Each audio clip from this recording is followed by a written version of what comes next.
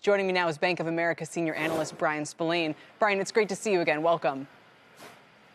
Hey, thanks, Kelly. Good to see you. What are they doing right that, Pepsi's lower? We talked about Monster, some of those struggles, KDP. Why is Coke, what have they figured out?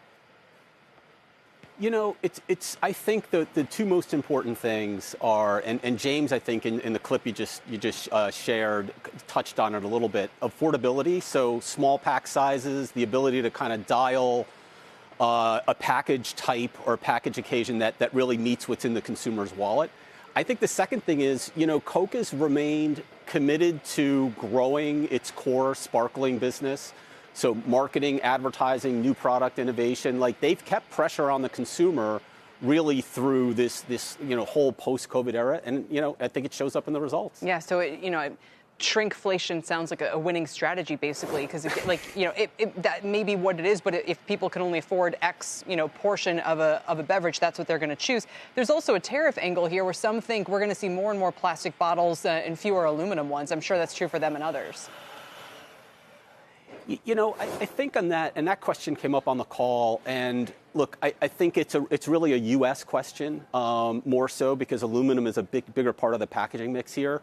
But ultimately, the consumer will decide, right? The consumer that likes aluminum cans for whatever reason they do will find, their way through, again, maybe it's smaller pack types, but I'd be surprised if you're going to see a big shift from plastic to aluminum just because of tariffs. Right. I mean, it's a more satisfying experience. I like those minis that those mini cans they do. Everyone does those now. Maybe they'll get even more mini.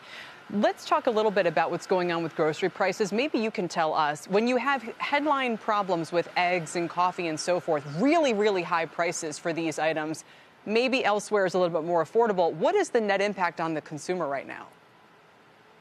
Yeah, I think what we're seeing as we've gone through earnings season is, it's still creating a bit of a volume headwind, right? So I think if we look at it in absolute dollars, the dollar ring and the spend is still increasing.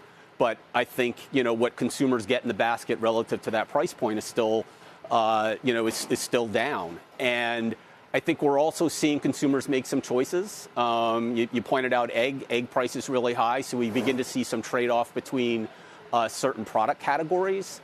But I think as consumers walk into that grocery store, that headline inflation of things like coffee and eggs is definitely on their minds as they go through go through the stores.